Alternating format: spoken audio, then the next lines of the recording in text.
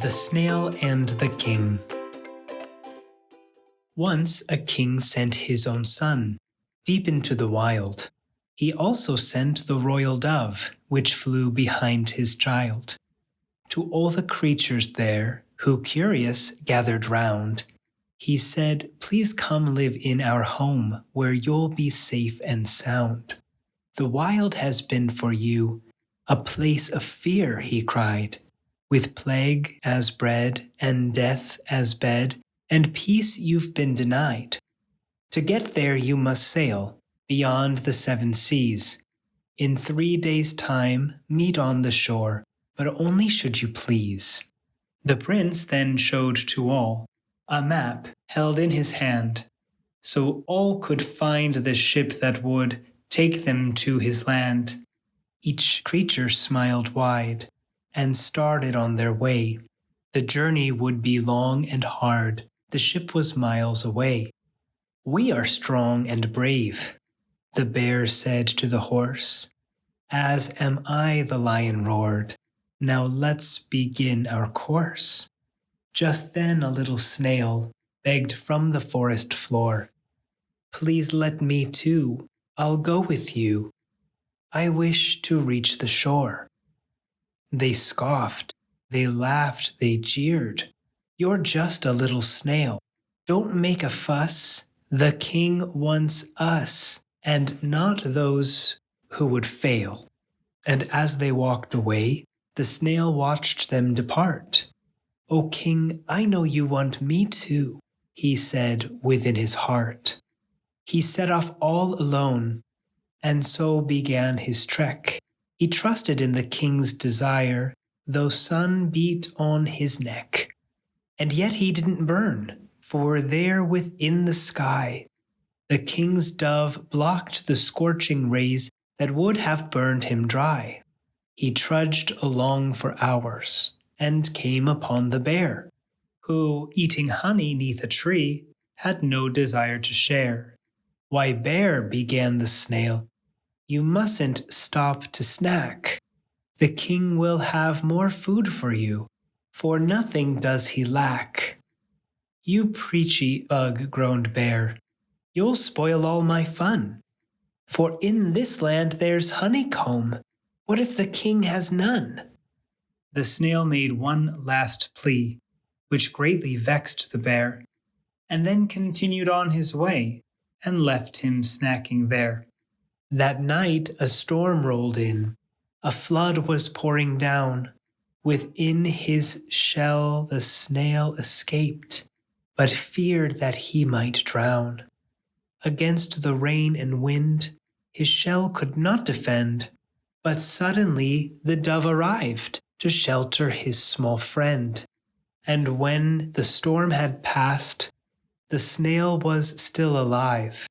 He went along so grateful that the dove helped him survive. Quite soon he saw the horse, who'd stopped and left the trail. "O horse, we must press on," he said. "It's nearly time to sail." "You foolish little snail," the horse neighed with a sneer. "No more do I believe the king, and so I'll stay right here." "Well, I believe the king," the snail said with a cry. The horse replied, "He won't fool me. His kingdom is a lie." He hung his head with grief as he trudged through the night, until he reached a river bank that filled him with great fright. He had no strength to cross, and thought he'd reached his end. But as tears welled within his eyes, the white dove did descend. "Don't cry," exclaimed the bird, "but climb upon my back. Allow my wings to be for you the wings of flight you lack." So grateful was the snail as they flew through the sky, when there among the moon and stars a sight caught the snail's eye. The shore," he cried. "It's time for us to land." Right then the bird, without a word, descended to the sand. The timing was just right, for as the sun arose, it marked the 3rd and final day his journey reached its close.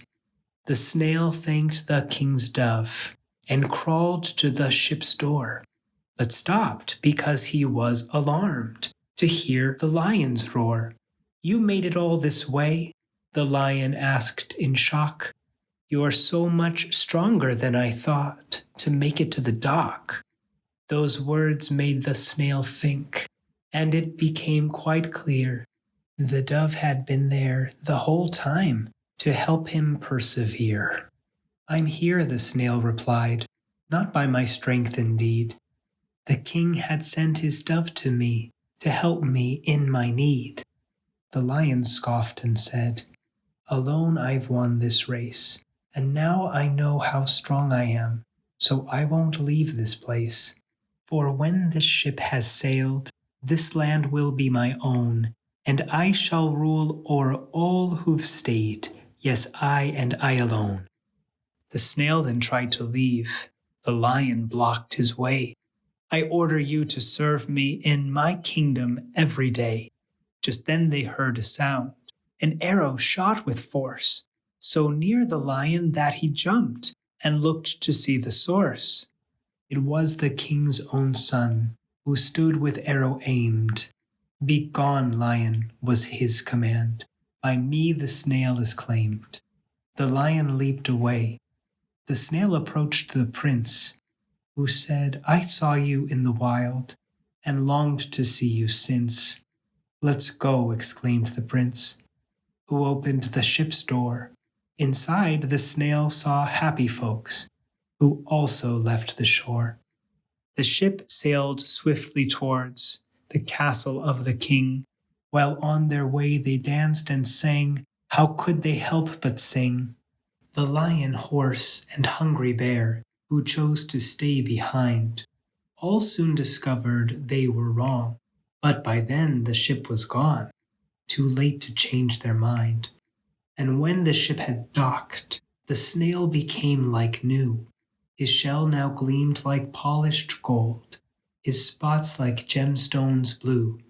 The prince then smiled and said, "Have you now understood that here within this glorious land you are changed for good? The light here makes you strong, so that you'll never break. You'll never cry, nor will you die. Your heart will never ache." The prince continued on. "It's time to meet the king." The castle doors flung open wide, while bells of joy did ring. And when the snail arrived, the king took him in hand and said, "Dear snail, you've traveled long, through rain and heat and sand. You trusted in my words, and thus I sent you aid.